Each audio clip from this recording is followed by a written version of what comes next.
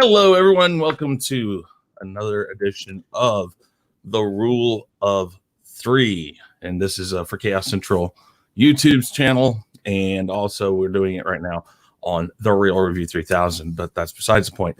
Today, we have, as usual, Danny Graham from Comic Chats. And Stig Kenobi is our special guest today. Stig, how you doing? Hello there. Doing quite well. That's good. Filling in for Sean Stackhouse, right? Exactly. Well, I'll do my best to make Sean proud. Okay. Well, it won't take much. You don't have shoes to fall. Oh, I'm sorry. Sean's watching, so I have to give him some crap. He's not online. Huh? I don't see this online. It's not online yet? Well, let's see here. You're on a real review, right? Yeah, we're doing it on both, actually. Let's go and look real quick, guys. Make sure. Should be on there. It says it's live now. And yeah, we are. Okay. Just refresh it, I guess. I'm not sure. Okay. Yeah, so okay. But with that said, guys, let's do a quick run around and let's let Danny tell you where you can find him any other time of the week. Danny, go ahead and tell everybody about yourself. My name is Danny. My channel is Comic Chats. You can find me on YouTube. On Twitter, you can find me at Comic Chats with an S. Every Monday night, I start off the week with the Chaos Central Network doing the Khaotic Conversation. I got a humdinger of a question for tomorrow night. I'm just going to keep trying to develop it, but I've been getting some info from a good friend of mine, Terrence. But I think tomorrow is going to be a very interesting question. Also later on this afternoon, you can find me and Terrence talking at 6 p.m. Eastern Standard Time. Our show called Equilibrium, where we discuss all kind of things, same content as we do here. Very interesting also. So please support us if you can. And that's it. Awesome. Okay, go ahead, Stig. Tell everybody where they can find you, what you're about, all that fun stuff. Just a normal nerd from Norway. And Stig is actually my real name. A lot of people keep asking if it's a Top Gear thing. It isn't. It's my real name. Other than that, I have a tiny channel that I only made because of peer pressure, just so I have something, right? Yeah. And you'll usually find me all over the place on channels as a panelist, I guess. How many subscribers do you have now? I think I'm at 230 something. 230? I thought you were higher than that, but that's fine. I mean, 230. I'm going to tell you right now, it is it is like the best content shoved into a little ball and with the minimal time, but it's awesome content. And there's some stuff on there, Indiana Jones references, Hulk references, things that you really have to really dive deep into. Yeah. There's a lot of work behind all of those. Yes, I know. Yeah. Guys, if you're watching this right now on the Real Review 3000, it's also over on our YouTube channel for Chaos Central, just so you know. I know this is difficult to type all this out. One of the reasons why it's difficult is because we don't have a vanity title. So if you can do us a favor, go over there. That's also down in the description box below. Go over to YouTube, the YouTube channel for Chaos Central, and please subscribe to that so we can get your vanity title and we'll start doing these streams specifically over there. So with that said, guys, it's really simple. We picked out 3 topics each. Those topics go on the wheel of topics, and we each get 3 minutes to talk about those three of these topics. And then we get 3 minutes to argue, discuss, however it turns out. If we disagree, agree, whatever. And today, you guys gave me some great topics. And I must say, it was almost like you guys just giving little nudges to each other, like, oh, this, that.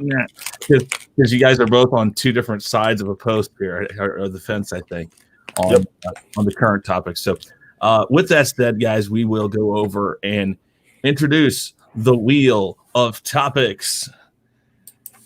And we're going to spin to see what the first topic is. And Stig, since you are our guest here today, you are going to start this off.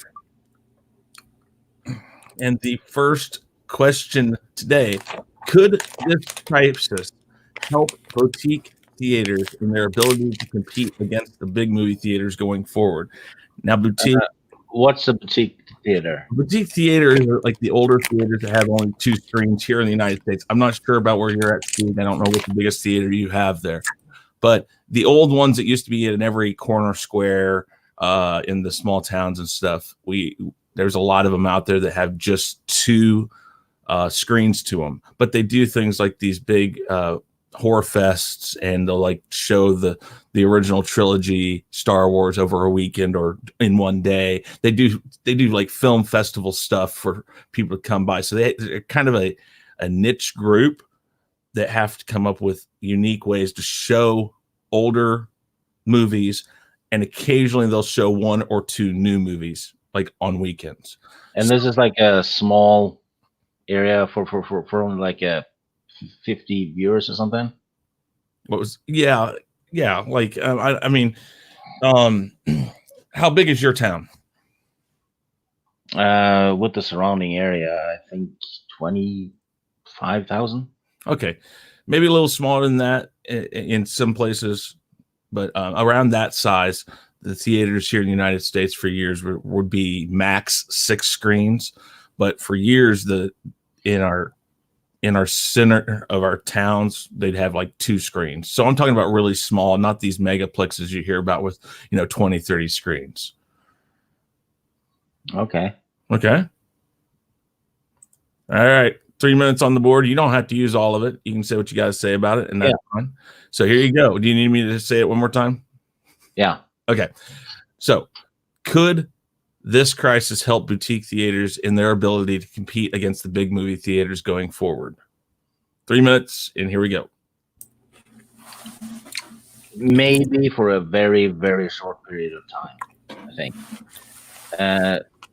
I'd say it's just an alternative for movie lovers right now during the crisis. And like you said, it's kind of like a niche thing to begin with, and it's gonna stay that way. But it's I don't know. It's just an alternative to Netflix and stuff, isn't it? If you feel like you just have to go somewhere, it's probably safer to do it like that instead of going to a big crowded cinema. I don't know. I guess it's for people who has a special interest in it, that really love cinema, which is probably not that many, right? That only watches movies at cinema.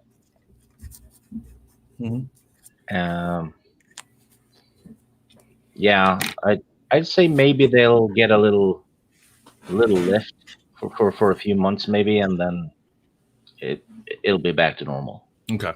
I think basically after this is all said and done, it'll go back to the way it used to be. Okay, cool. Yeah, that's it. All right, cool. Great. All right, Danny, are you ready? Yes, sir. 3 minutes on the board. Do you need the question again? I don't. Nope. Okay, here you go. 3 minutes on the board. Go ahead.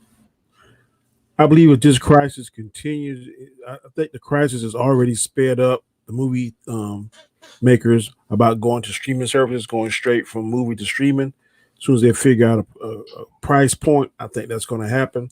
If it does, then these boutique theaters are going to have to step up their advertising and grab that attention of the person that still wants a movie going experience.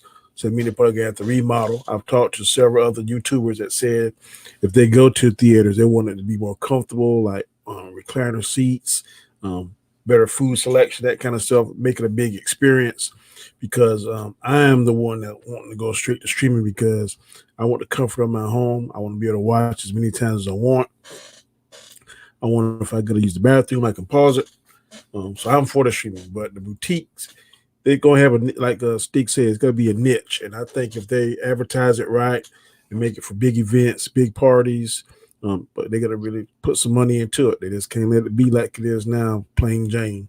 You got to make it so when you take your date or your wife or your family, it's going to be an experience, something you can be like, wow. They're going to have to put in the IMAX or something. They're going to have to put in a sensational sound system. Maybe we have to increase those 2 screens. They got to make it special. If they don't make it special, then they're going to die out. One thing, as long as this social distancing is going on, I think this. Well, I don't want to get into that now, but I definitely think they get an opportunity if this crisis, the longer it goes, the better chance they have whenever we get through this, because then they can sit down and be strategizing about what they need to do. I think whenever the economy bounces back and people get back to normalcy, and certain movies going to come out, I will definitely advertise it big for any DC or Marvel releases. The upcoming anticipation of Avatar 2, those type of movies, those big movies that's going to just be like the blockbuster of the summer, that I would pull out all the stops that I could if I was a boutique theater and just say, look, come to my theater, you're going to get that movie experience, you're going to get that sounds. So they're going to have to put some money, like I said, into the system as far as making it sound as best they can get it and making the screen as big as they can get it. But if they do those two things, I think that they can successfully come out on the other end. But they have to advertise, and they got to find that niche crowd. You got to play to those people that, look, if you come here, you're going to have a good time, good meal, be relaxed. As long as they're still on those lines, I'd pay $15, $18 for that experience if it's something I really want to see. Okay. All right, my 3 minutes I'll put up there right now. And basically, I think Stig's mostly correct. You're right, Danny. Also, most of the ones I've been to, if I'm specifically talking about 2-screen theaters, or there's one downtown here in Kansas City that's called Alamo Drafthouse, and they do tons of major picture releases, but they also do a lot of these little, hey, come do the sing along with Sound of Music, come do the audience participation with Animal House. They do a lot of those things, and these smaller ones, these 2-screen theaters and stuff, do that too. And the more stuff they do like that, I actually like going to those because they're kind of encouraging participation from the people, trying to keep them engaged in what they're watching. And that's a big thing, I think, in a lot of the new theaters. But I mean, I think that, yeah, they got to make sure it's the right type of comfort level. If they have food, make it so they can bring it in or bring it to you.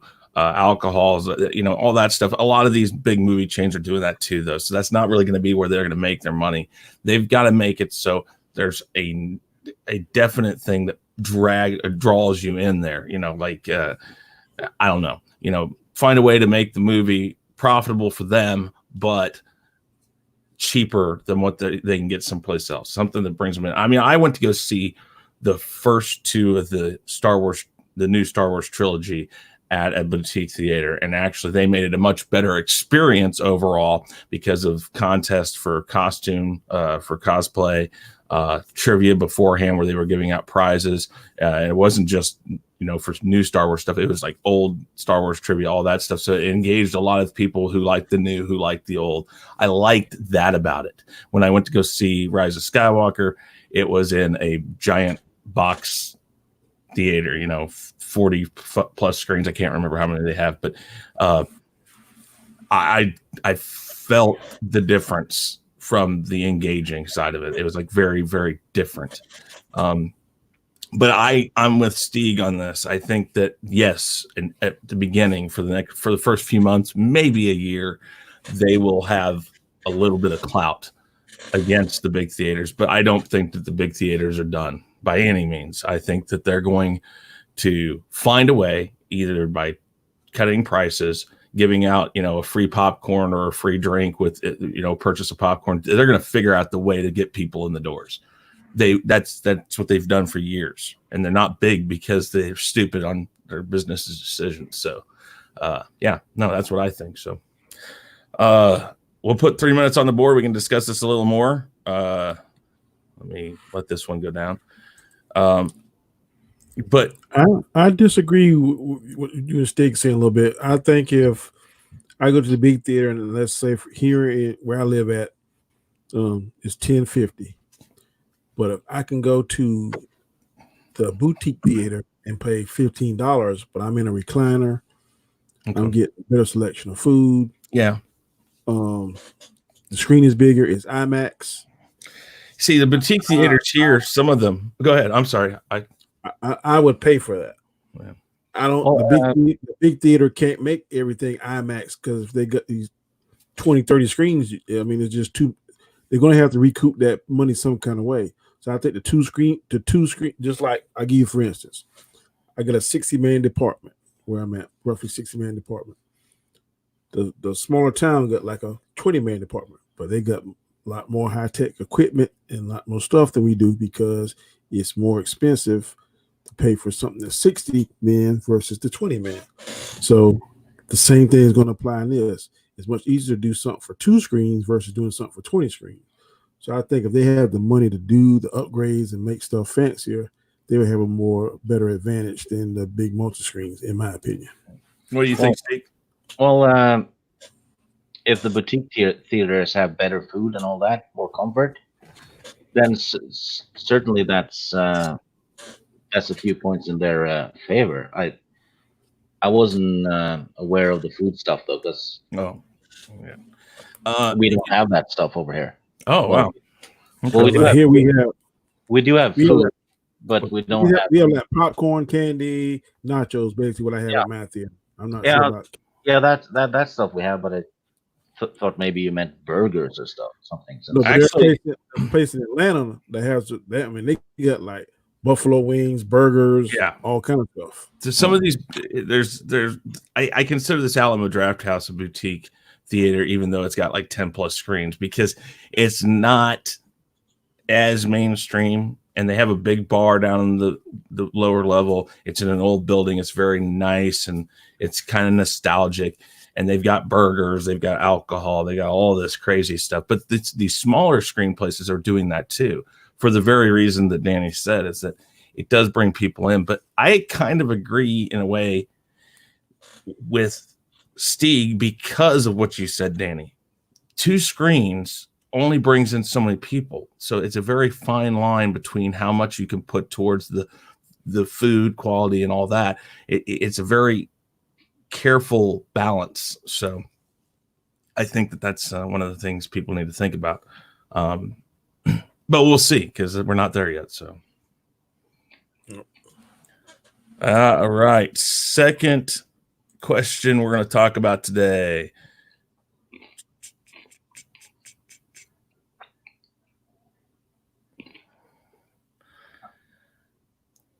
After reading the Rise of Skywalker novel, why do you think Lucasfilm didn't take more time to develop a better movie? After reading the novel for Rise of Skywalker, why do you think Lucasfilm didn't take more time to develop a better movie?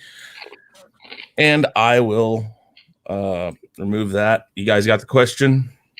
I got it. I'll go first unless Steve read it. Steve, have you had any? No, but I know enough about it though too. Mm-hmm. Okay, I apologize, and I thought maybe you didn't. So if you want to go first, that's fine. No, I went first last time, so okay. Danny, 3 minutes on the board. Here you go. I bought the book yesterday, and right now I'm in chapter 5. The book is hands down, leaps and bounds better than the movie. It explains to you so much more. It starts off differently. And the big question I have in the back of my mind is, why didn't they put this book on film? Because it explains to you the teachings that Leia did for Rey. It explains to you that Rey is trying to make contact with the Jedi ghosts.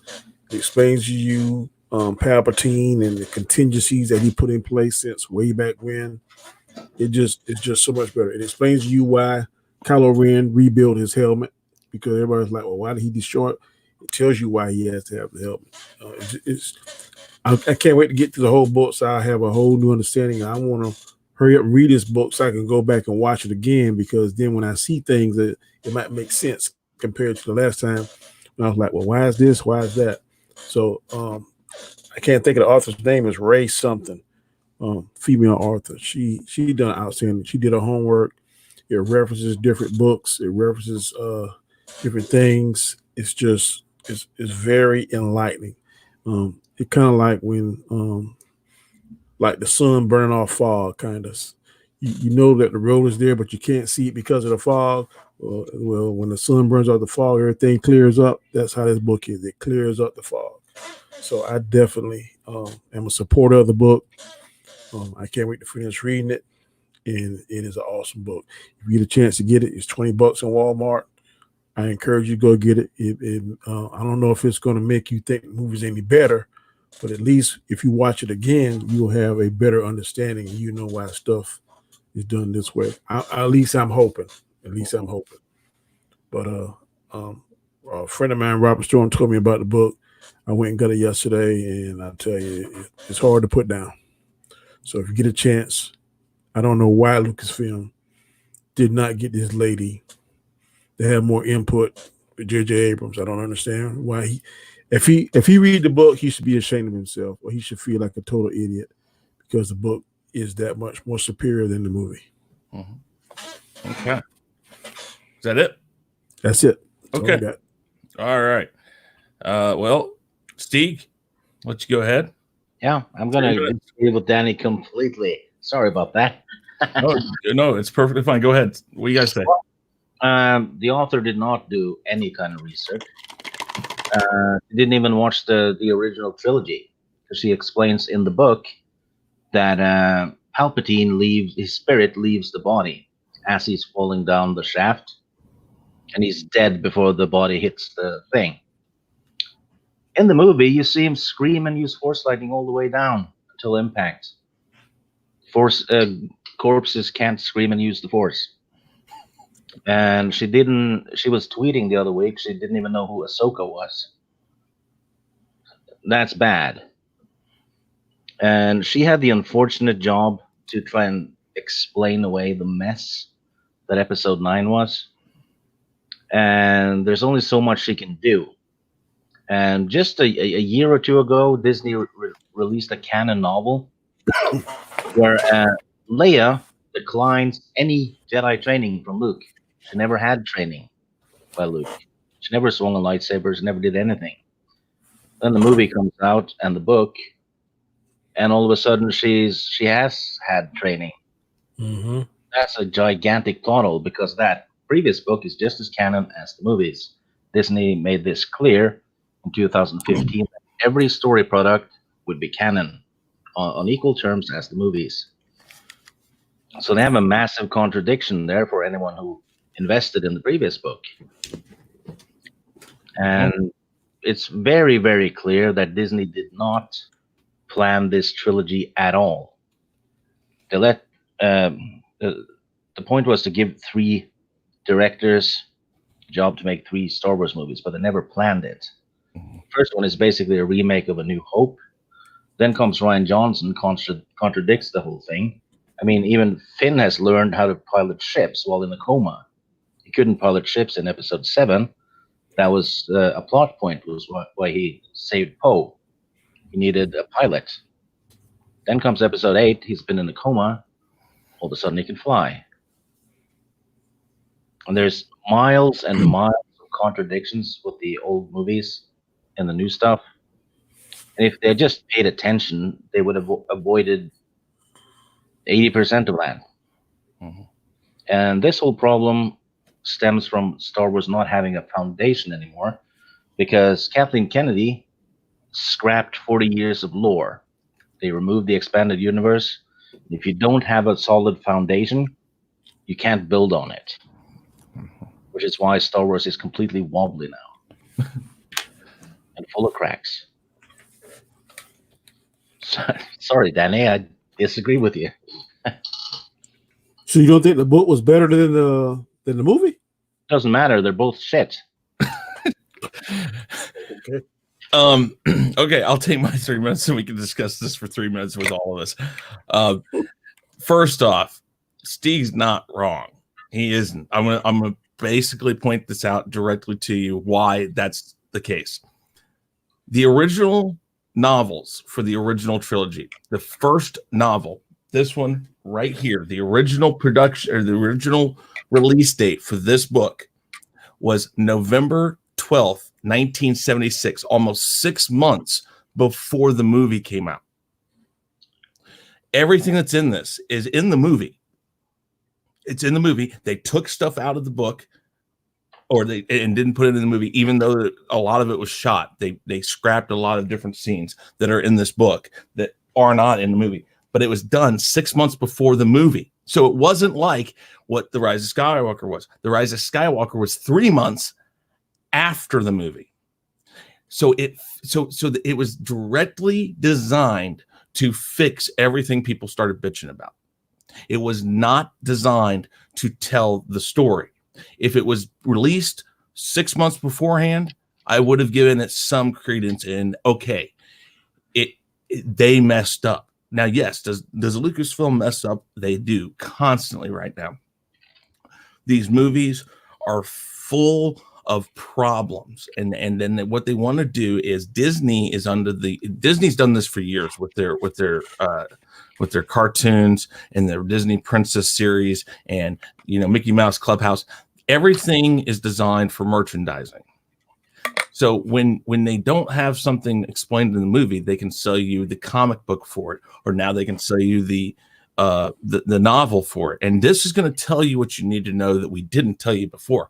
Not because we're good storytellers, but because we now know that you're asking all these questions, but that gives us something to sell to you more. That's what I believe they're doing. Lucasfilm has lost its heart and soul because they lost Lucas.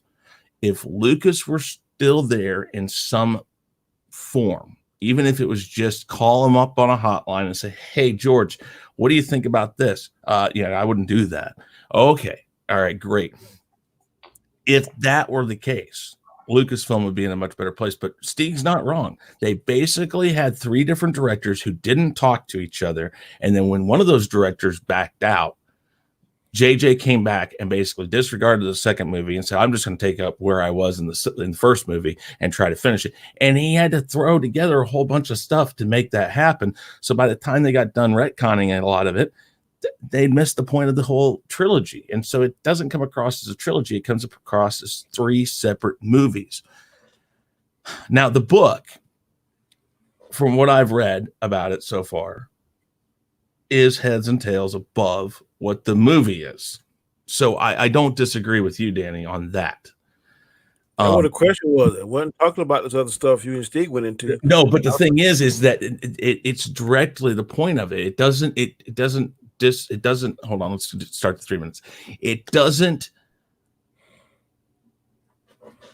is designed that way by Lucasfilm now.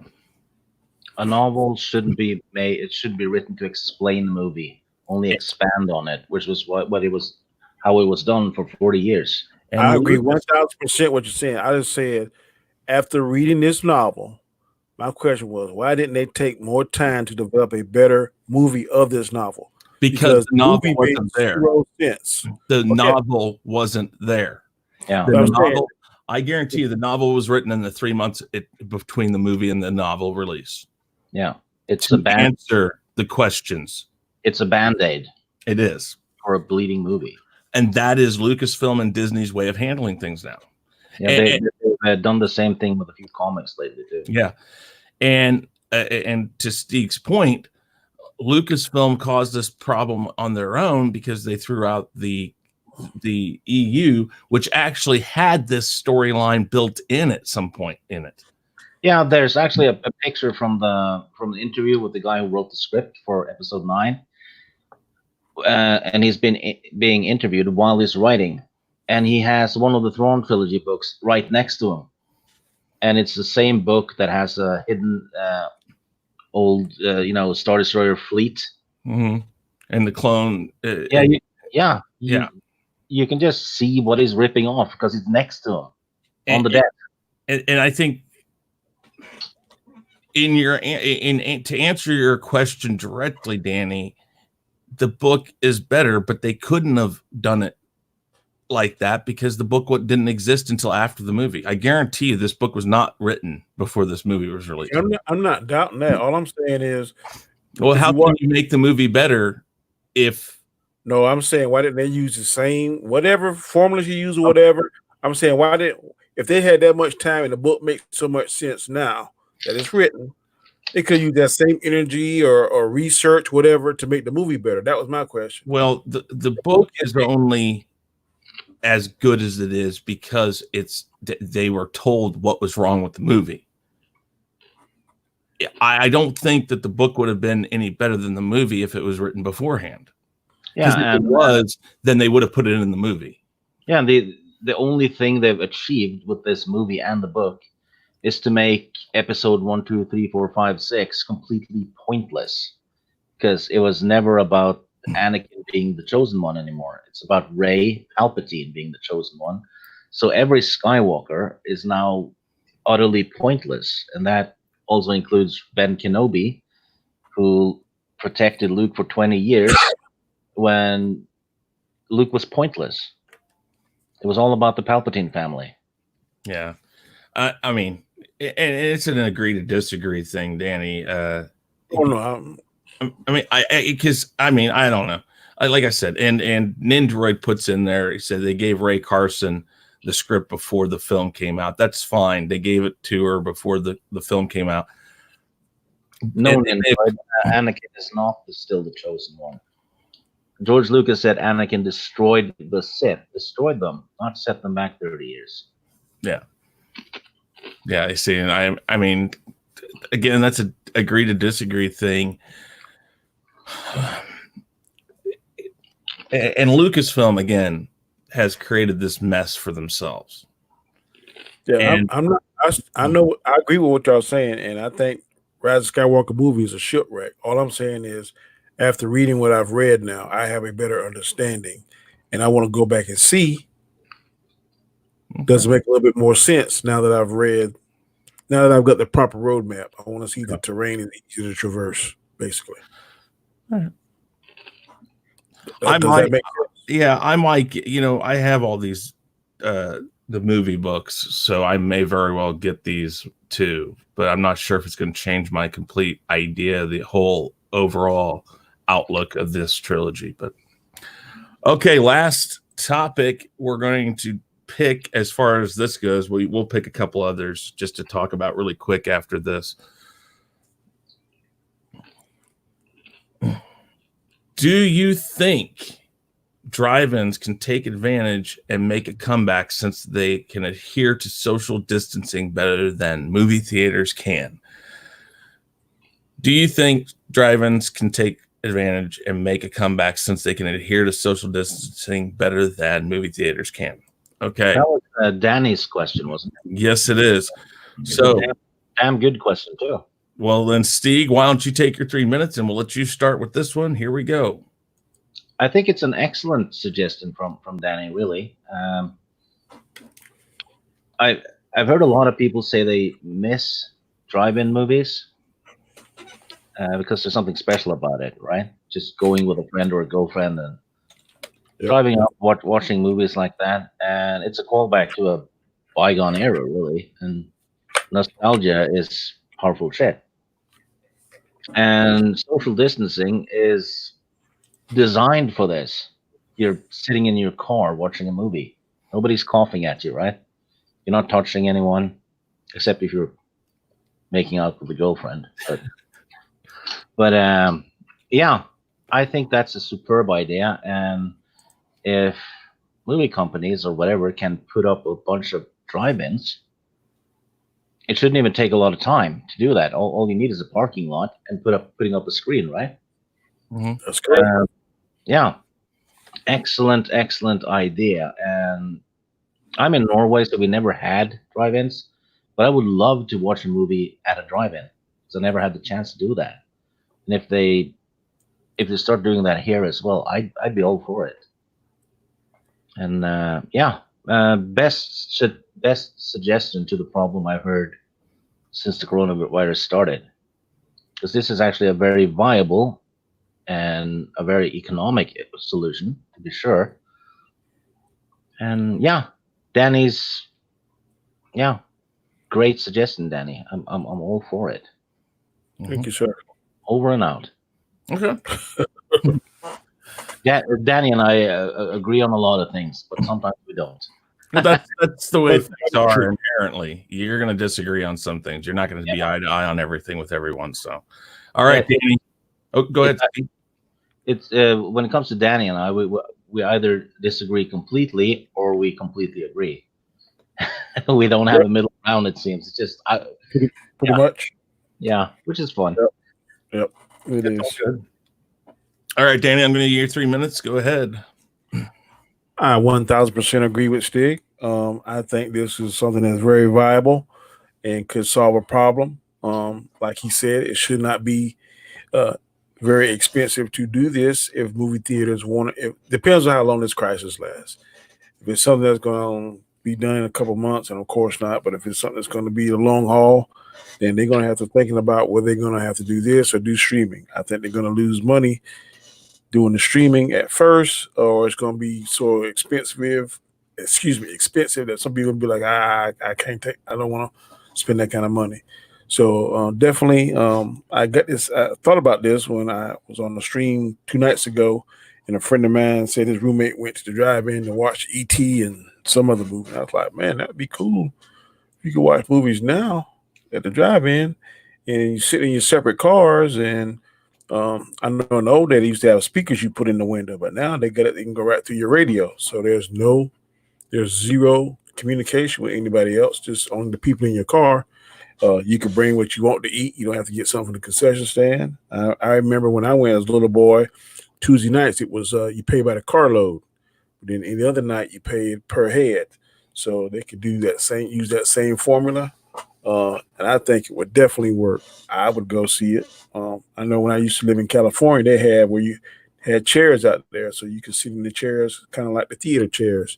So it depends on what you want to do. They could space them a certain distance apart that would be in compliance with the spacing, and the family could sit there in the car, or girlfriend, boyfriend, whatever the case may be, and enjoy the movie. I think it's definitely viable. Like I said, I hope this crisis won't last much longer, but I don't have a crystal ball.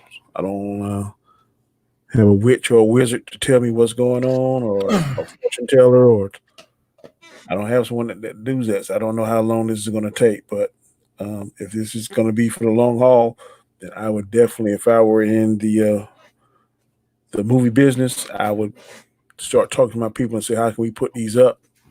Here where I live at, it used to be 2, but now there's none in the state that I'm aware of. But I don't think it'd be that hard to bring one back. So I think it's a very practical solution to a very hard problem. So that's all I got to say on that, bro. And like Stig said, we do either pretty much see eye to eye, or we're on different ends of the spectrum. So, but like I said, very intelligent guy, and I'm glad that I met him. Awesome. Likewise, I absolutely enjoy talking to you, even when we disagree. It's all good. Yes, sir. All right. My 3 minutes on the board. Let's do this. I don't disagree with either of you, but this is a couple factors here. One, you're not going to be able to do carload right now. They're going to have to know how many people are in the car. And that was the problem with drive-thrus in the first place, or drive-ins in the first place, was that people would shove people in the trunk. People would do this. People would do that to hide people. And that's where they started losing money out. And then they went to just carload.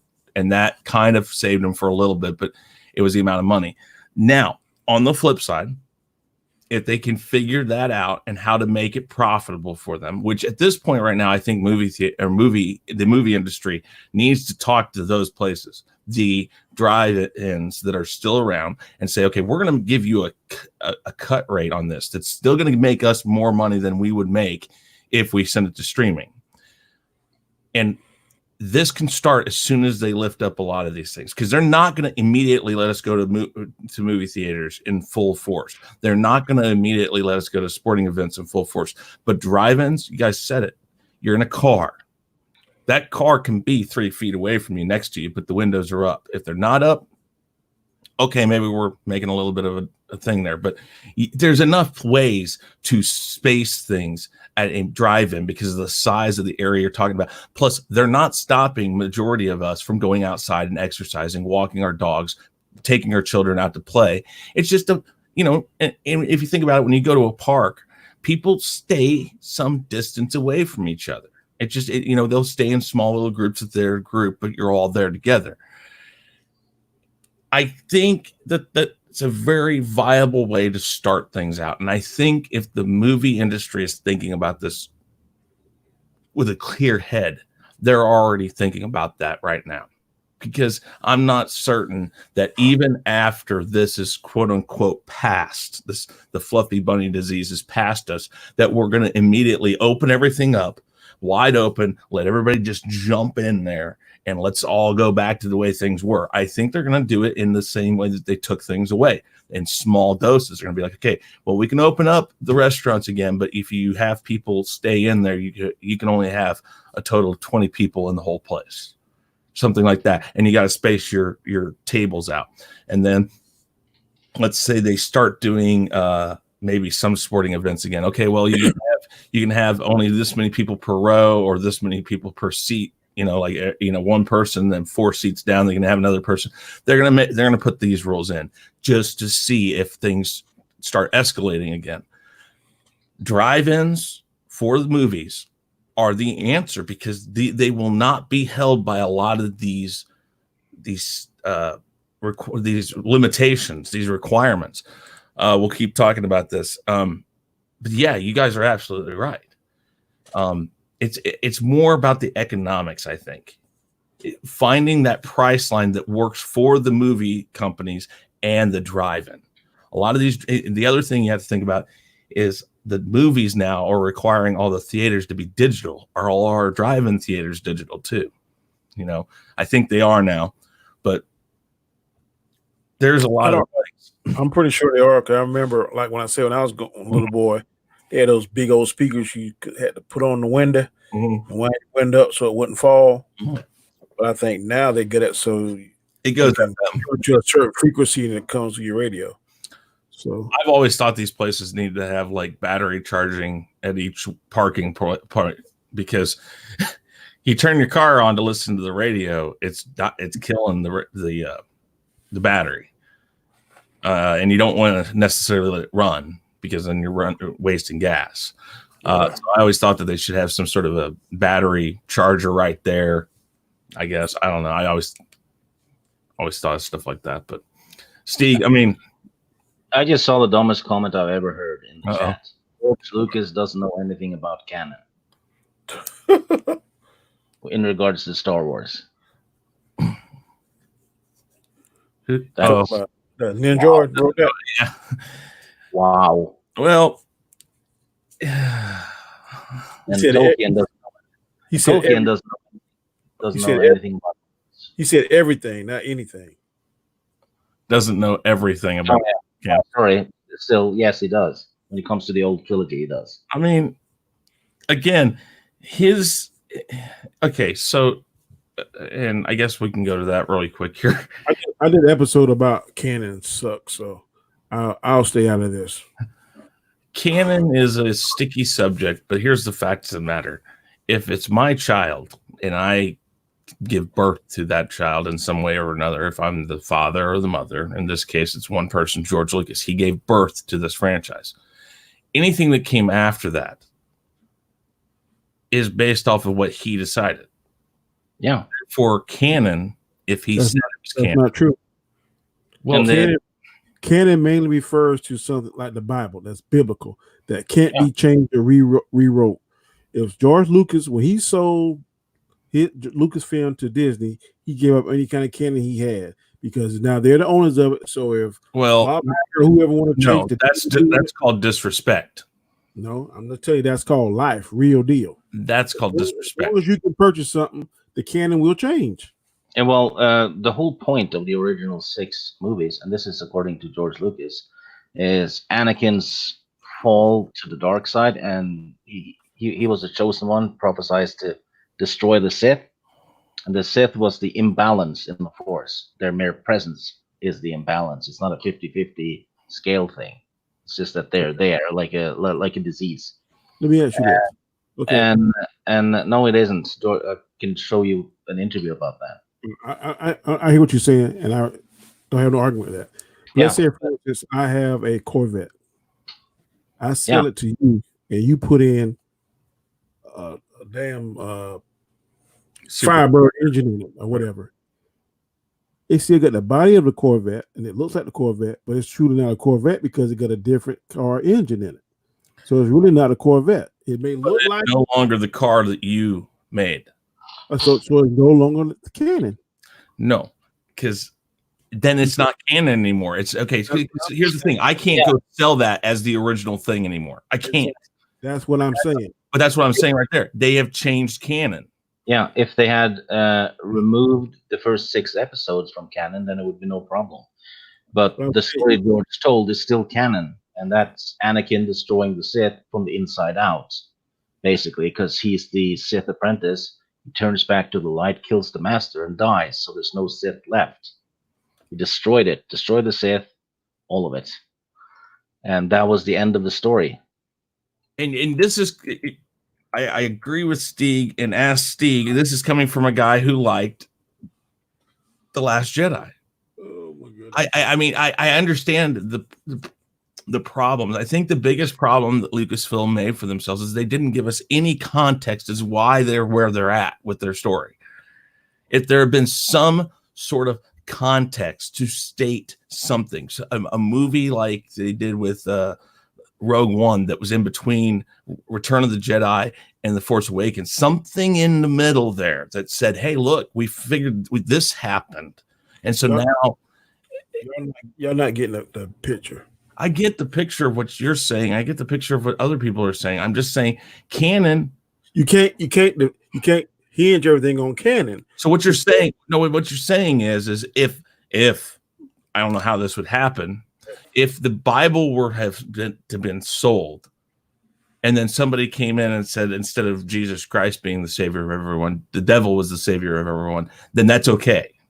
I'm not saying it's okay. I'm just saying that's the way it is. I'm saying that's what we're saying, though. There is a separate line on this that if you're going to accept old canon, which they did, there's where their problem is, and Stig's absolutely right. If you say this is canon, then you have to stay by the terms of what the person who made it said. Well, you don't. Yeah. Where does it say that at? Disney has made a complete statement when they threw out the EU that the EU is gone. It is not canon, but anything that is in movie or TV is. What you saying, Chris, would be the same thing if I sell you a car and I say I want to stay black, but you say no, I want it to be red. You now own the car, so you can turn it red if you want to. You can paint it whatever color you want to. That's the same thing. But not if. It's the same exact thing. Except no, it's more like you melt the car down and make a can out of it and give me that and say this is a Corvette. Because they're saying that the original trilogy and the prequels are canon. And that canon, if you listen to what the person who made those movies says, and just like Stig said, Lucas said it was about the fall of Anakin and then the redemption of Anakin based off of destroying the Sith. Therefore, if you as Disney say that canon is anything in movie or TV or cartoon format, you're automatically accepting what he said. Okay. Yeah, and episodes 7, 8, and 9 are the last 3 parts of a 9-part story. And they even use the Skywalker saga. Yes. I'm not doubting what y'all saying should be true. It should be. They should be most respectful of George Bush's ideas. It isn't just. But what I'm saying, if you own something, you bought and paid for it, don't you have the right to change that to whatever you want to change it to? Okay. Yes, but you do. That's what it is doing. But then they need to change the old trilogy too. But I ain't saying that's right. I ain't saying I agree with it. I'm just saying Disney own it now. Here's the biggest problem. One, you're separating fans against each other. That's not what a company should do. Two, they shouldn't backlash against people who bring the facts up, because by doing what you did that you're causing a big problem. Okay. That They still making money. Kathleen Kennedy Kathleen Kennedy, as bad as CEO, whatever her title was, that people saying she lose her job. Star Wars her tenure, she still was profitable. Star Wars is losing money as a whole because Disney released their annual finances, right? And Star Wars is deeply in the red. It's Marvel that's keeping it up. The Star Wars merchandise sales have dropped by over 80% since 2017. Because Bob Iger made $66 million last year. He's taking the profits. It doesn't matter. I mean, because Star Wars is bleeding money, and they're having to toss away Star Wars merchandise because nobody's buying them, not even on sale. And they can't even get. And the big problem here is they can't even get the original trilogy merchandise that they've rebranded to sell. And it's because they have pushed away the fans that made Star Wars what it is. And I'm not saying just their writing has done it. I think a lot of us could have accepted some of the stuff they did, some of it. The problem is they when the Last Jedi came out, they orchestrated a hate campaign against anybody who didn't like it. Yeah, everyone who didn't like it got labeled a racist because Rose Tico was in it.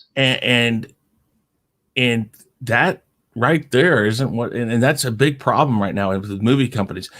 It used to be if a movie was bad, a movie company backed away from it and said, okay, we messed up, let's go to the next thing. Now Disney, Sony with the Ghostbusters 2016 and a few other movies out there, they've learned with social media that the workers and stuff like that can go on there and start campaigns to talk crap on people who don't like a movie, and they can kind of equalize their losses or make it sound like this is only not liked because of this or this. And they tried to do it with Charlie's Angels, which again, most of the time why we don't like movies is because they just don't need to be made the way they're made. They're trying to force an agenda. And let's talk about this real quick, because Danny, you had a good question. I want to get to this question. And we're going to get to yours also, Stig, because like I said, this is one that you guys were, when I was getting the questions from you guys, I was like, okay, I see where we're going with this. We'll start with this. Movies were initially made for the moviegoer to give them a break from reality. Are fans getting too critical about movies not making sense, plot holes, not sticking to canon, that escapism is being thrown out completely? Let's talk about this for just a few minutes. I totally think it is. I mean, I don't disagree. I think I hate going on channels. I went on one channel, I'm not gonna call it, but this guy was arguing because he said Boba Fett had spurs on or something. In one Mandalorian show, the guy had on spurs or didn't have on spurs, or whether or not Boba Fett cape was long or short. I mean, really? Is it that serious in my mind? Well, I know what you're talking about. They were talking about who the guy was in the scene where they were going after the one lady at the end of the movie, or at the end of the episode, where they showed the guy with the silhouette on the ground. They were trying to figure out if it was Boba Fett or not. And what they were arguing is that really Boba Fett, or is his cape long enough? Does he have spurs on? That's what they were talking about. They weren't arguing about did he have it. They were just saying, is that him or isn't it? Maybe I misunderstood. To be fair, though, Boba Fett, if he got out of the Sarlacc, he'd probably change clothes. Probably. It would have been corroded away anyway. So yeah, that's actually not an argument if he has spurs or not. And Yeah, just to be just so, I mean, I've never seen Boba Fett with a long cape like the rest of Mandalorians. I've always seen his short. Not to say Yeah, he did have a long cape. I don't know, but that whatever. Moff Gideon though, yeah, Mhm. he had a he Yeah, was probably the guy. yeah. yeah. Um, But people just, I think, just like on Endgame, they just pick it apart. Oh, this game. Look, I enjoyed Endgame because for 3 hours I was entertained. I wasn't worrying about my job. I wasn't worrying about crazy bills, none of that stuff. I was there. I was totally engrossed. But now it's like if something don't exactly make sense, or it's not. If you go to A and you skip over B, man, people are like creating channels and just hate because they don't know what B is. I mean, I just don't take it that serious. I mean, maybe I should. I don't know. I have more important stuff to think about because at the end of the day, this shit is fantasy. It ain't real. It's fantasy. I understand. So Steve, that's my main point. Well, I agree with Danny because I've seen a lot of people argue, this character used to have yellow shoes, but now they're blue, and then they go plot hole. No, that's not a plot hole. That just means he has different shoes on. Thank you. Yeah, but there's something called realism within an unrealistic setting, which is Marvel has its own realism, right? Its own rules, and the Lord of the Rings has it, and Star Wars used to have it. And people who are a huge fans of stuff like that, they pay attention because a geek or a nerd is someone who cares so much that every detail matters, right? Which is why you have people going with perfect cosplay outfits, and the insignia are correct, and people care about this, and it's escapism at its heart, right? It's a different world that you can slip into when the real world kind of sucks, like a vacation. Yep. And when that world starts getting tampered with real life shit, like identity politics or whatever you're trying to escape in the first place, it ruins your escapism. It absolutely does. Because if you're trying to get away from politics and stuff like that, and all of a sudden there's a Marvel movie that's full of, Trump is bad references or something, right? It's not good because it just messes up why you're watching the movie in the first place. People want to be entertained, not lectured. and that's where That's I a good think point. the issue is. Yes, it's about escapism, but when you, as a movie maker, as a movie company, interject things that are so blatantly out of character for that escapism, because like Stig said, within the non-reality, there is the reality of that non-reality. So when you go and you change something that's so utterly different from what people are used to in that reality, they start to say, wait a minute, this is not right. This isn't what this used to be. This is what's this that I don't know. Think about it with Back to the Future. If they came out with a fourth Back to the Future, but it didn't have Doc Brown at least somewhere in the movie explaining how time travel worked. It just so happens that some new guy has a time machine, and there's another kid now. It's not Marty McFly, but they call it Back to the Future. Well, people are going to be like, wait a minute. They just found this out. They just know about this. I thought that they tried to cover their tracks as best as possible. That's where the problem comes into play, is when a movie maker decides, I'm going to put something in here that makes no sense within the reality of the non-reality. I think, right, Stig? Is that what you think? Yeah, it's the very reason why writers spend so much time creating the setting, because the setting is in any fantasy is the most important character. It needs to feel real. It needs to feel like a real world, and Middle Earth is kind of like that. That's a prime example. Remove all the lore and stuff from Middle Earth, Lord of the Rings won't be the same. Yeah. And the same with Batman. If you tamper too much with Gotham, right? It won't feel the same. Gotham needs to be Gotham. I think the best example of all of that is Bond, James Bond. It doesn't matter who the actor playing James Bond is. If James Bond is a guy and he's badass and he gets the ladies and he still has that suave demeanor, he knows how to order a drink and he can still kick the bad guy's ass. Nobody cares about what color he is. Nobody cares about what nationality he is. It's Bond. It's all of the parts still are Bond.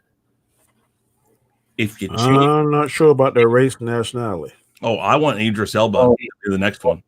He needs to be English, and he's a descendant of a Scottish lord, so he should be a white guy. Well, that's fine. I don't really care one way or another on that per se. I mean, I don't personally, but when you talk about what some of the stuff that was being talked about there a year ago or so about possibly making Bond a female, now we got bigger problems because that's not how it is. And even Barbara Broccoli, who's Albert Broccoli's daughter, who some characters you can switch the gender. I'll give you one on Doctor Strange. The ancient one, last time I checked in the comic books, was Chinese and a male, but this was a white female, and she pulled it off. So there are some characters that you can race swap and gender swap. I think they went off the thought that was more androgyny than anything. But like you said, I think Idris Elba would do James Bond proud, but some people don't think so. So it is what it is. Well, he's a damn good actor for sure. Then the compendium to that question is Stig's question. Have moviegoers become too sanitized to bad writing, accepting said writing just because it has the right logo? So, Stig, why don't you talk a little bit about that? Well, yeah, I've seen people defend just about anything just because it's their favorite logo on it, right? But bad writing is bad writing. Doesn't matter what franchise it is. You know, a lot of people love everything Star Trek, but you know the new show is apparently god awful. I haven't seen it, but I heard it's awful. Yeah, I haven't seen Picard. I wouldn't know. Seen. What's Picard talking about? Yeah, Picard and Discovery. I think Discovery's on its last season. Yeah, now, I saw the first season of Discovery. The first season was all right. I haven't watched either. I've heard, of course, and them Klingons is hell on that boy. I think a lot of this comes down to there's a bit of truth in both things here that we're talking about. There are some people out there, but I will explain this real quick here. There are some people out there who look at only the bad and do nothing but harp on the bad. This isn't canon. This isn't this. This isn't that. Harp. Why, Danny? Because it gets views. There are people out there that agree with those people, and whether or not they are sincerely believing what they say, it gets people to watch this stuff, and that's fun. I don't want to insult or piss anybody off, but Star Wars fans are the worst. Well, no, Star Trek fans are just as. No, they're not. No, they're not. You don't know Star Trek. Yeah, the Star Wars fans have gotten a lot of unfair stick because the show media have painted them in a really bad picture. Recently, they started saying that Star Wars fans were, harassing Ahmed Best after episode 1 because of Jar Jar Binks, and that they almost drove him to suicide and stuff like that. Mm-hmm. Ahmed Best says something different. He said it was the media who did it because they were doing skits about Jar Jar constantly. Mm-hmm. Yeah. And 1999 was before social media, so the fans couldn't even attack him. I agree. And the same thing with Jake Lloyd. And every time the Star Wars fans get bashed, the media basically lies and bring up that stuff, right? Mm-hmm. Star Wars fans didn't bully Jake Lloyd. He was bullied at school. Yeah. That was what happened. I'm not going when I make my comments. I'm not going on anything I've seen on media. I'm going by what I've actually watched on YouTube, because there is a shit ton of people on YouTube that is crazy about Star Wars, in my opinion. Now, but you have to understand that YouTube is an outlet, and those of us who are in it, and that includes me now that I'm monetized, you do want content that brings people in. Now, I don't act that way. If I like something, I'm going to tell you I like it. I'm not going to jump on a bandwagon. There are parts of the new Star Wars trilogy I do like. I'm not going to lie about it. I am not as big for it as I'm nowhere near as much of a fan of it as I was the original trilogy and the prequels. And even the prequels I had issues with until the second one. I mean, I'm a total like no to the Phantom Menace. I mean, I still to this day, that's the least one I watch because it takes so much out of me to watch this kid horribly act, and everything sounds like it's being dumbed down for a child because they're talking to a child through most of the movie, and it drives me nuts.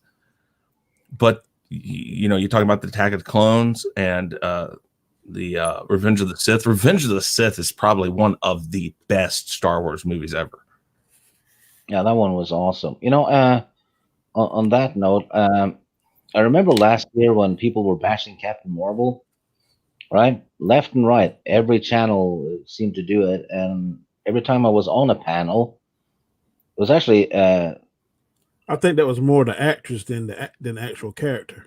yeah, but they kept it advanced onto the movie and the character and all that. And they were saying she never smiles and she's, you know, the acting is bad. And I actually watched the movie before making a judgment on it. I didn't think it wasn't that bad. No, it is. It was not. It's not. It's not the baddest Marvel movie. No, it isn't. No, it was mediocre and predictable and boring, I guess. But it wasn't like the worst movie I've ever seen. No. And Brie Larson actually smiled quite a few times in it. Mm-hmm. So that was. But I think there was more Brie Larson haters than actual. And that's the thing. Captain Marvel haters. But I'm not going to discount people who want to talk about that stuff and want to, and if they want to play that hard line, and if that's what they really believe, great. But that's the thing here. I think Stig, you, me, we're like this. We're going to tell you exactly what we believe about it. We're not going to just tell you we don't like something because we're just trying to join a bandwagon. I'll always back up everything I think is bad about something. Yeah, I wasn't referring to you or no, I know you weren't. I know you weren't. To be fair, I have bashed Star Wars quite a bit. Yeah, it's okay. It's just me like when I think of fan, I hate one of the worst teams in the NFL, Washington Redskins, but I still cheer for them. But it's like Star Wars fans to me are quite fickle. Yeah, well, they don't like it, and they're like, "Oh, yeah." I don't know. Maybe I'm reading too much into it. I don't know. The problem started in 2015 when Disney scrapped the old expanded universe. Because Disney and George Lucas and everyone have always said that the people who supported the expanded universe is the reason Star Wars is alive now. Because those books and comics were selling like heck. Yeah. And all of a sudden Disney shows up and said, yeah, all that stuff you bought doesn't matter anymore. You know, we're wiping the slate clean. And when you do that, you need to replace it with something just as good or better. Well, maybe the next phase of Disney, they'll go to the Old Republican. And maybe I'm hoping that Dave Filoni and John Favreau. John Favreau will I don't know. We'll put the ship back on the right course. They've already scrapped the Old Republic, and given all the lore changes they've made, the Old Republic won't make much sense now. What direction would you suggest they go in? Because I don't know what. Remove every damn thing they've released since 2015 from canon. Go back to the basics, to the old EU and the old trilogy, and follow the old EU. Because then you have a ton of cool characters. You have plot lines. You have different time periods. All of it is rock solid. But they won't do something. I hope they do something. Yeah, because what they're doing now isn't working. No, it's not. They need to get, and I got a video out there about it. I see this backhanded move with the Iger move and all this, that it seems to me kind of interesting that Iger and Kennedy have both agreed to step down at the end of next year, but they just put in this guy out of nowhere for the CEO, which I have no doubts is just for the short term. I'm wondering if they're not trying to get Kennedy into the CEO position. God, I hope not. I do too. I don't want that, but God knows Disney doesn't care what anybody thinks. Maybe this new guy inject some new blood and ideas into the. He's the theme park guy. He doesn't have any clue about the movie side of it. He watches the rides go around as long as they're oiled and greased right, as long as food cleanliness and all that fits right, they're fine. He could be a fan though. You never know. I don't know. I mean, we'll see where this goes. But I personally want to see Kennedy out and Favreau and Filoni in charge of it, and maybe with Kevin Feige in charge of it. I've been watching Clone Wars, and George Lucas got his hands in that, and it's okay. It's not exceptional. Well, but the thing is that George was barely involved. Yeah, he's barely involved anymore. But so it's the first one that pops up when they say producer. Yes, he owns Lucasfilm. Yeah, it's his baby. He started it, and Filoni and Favreau have done okay. Of all of the people involved in Star Wars right now, Filoni and Favreau are the best. Now, with that said, Stig will tell you they have also had many problems with the stories they tell. Yeah, I actually saw a video, and it was an interview with Filoni from the season 5 of the Clone Wars, and he was bragging about how he had tricked George Lucas because he had added stuff to the story that he knew George wouldn't like. And when he showed George the episode, he said he had cut those bits out so that George would approve of the episode, and then he put it back in afterwards. He bragged about that on an interview on the Clone Wars bonus material for season 5. That's crazy. But yeah, they still get along better than him. Well, yeah, but I don't know now though. But he's and I think Karen Travis, who was the writer who created the Mandalorian culture in the old Star Wars, she quit because of Filoni because he didn't follow those that lore, right? He just walked all over it, made his own stuff. Mm-hmm. And then he goes back to it again in the Mandalorian show. Mm-hmm. The guy he's lazy. He just makes whatever he wants and just hopes it fits. John Favreau can. I think that they're the best option they've got right now until Favreau is. Yeah, Favreau took Iron Man, which is not a household name, and made it a household name. Yeah, and he stuck to the comics. Mm-hmm. He didn't change Tony Stark at all, right? No. All right, guys, we've been going for an hour and 15 minutes, basically. So we're going to wrap this up, guys. I thank you very much for your professional demeanor when disagreeing, because that's what I like, is to get your points out, say what you got to say, but be respectful of other people's points, because that's what we're about here at Chaos Central and the Real Review 3000. And Stig, as always, I really appreciate you coming on. You're a great guest. I love having you on. We'll be doing when he asks. Mm-hmm. We'll be doing another movie talk before too long, I'm pretty sure. Stig and I like doing those, so we've got an idea coming up here pretty soon. So, Bloodlines you went straight to stream. Do you know that? We'll do what? Bloodline. I mean, Bloodshot. Bloodshot. Yeah, it went to a streaming service. That might get out today. That The Invisible Man. Yeah, I'm thinking about watching those here pretty soon too. So, Stig, anything else to add? No, thank you for having me on. Thank you to both of you for being great company. Always enjoy talking to both of you, and I had a good time. Absolutely. Awesome. All right, one more time. Let's just tell everybody where they can find you guys. Go ahead, Danny. Danny is my name. Comment Chat on YouTube is my channel. Comment Chats on Twitter. You can catch me on Monday nights on the Chaos Central Network with Chris and Sean and Maz Mama Bear. Tomorrow night we'll be doing my show, which is the Khaotic Conversation. And you can catch me later on this evening at 6 o'clock p.m. Eastern Standard Time with my buddy Terrence on our show Equilibrium.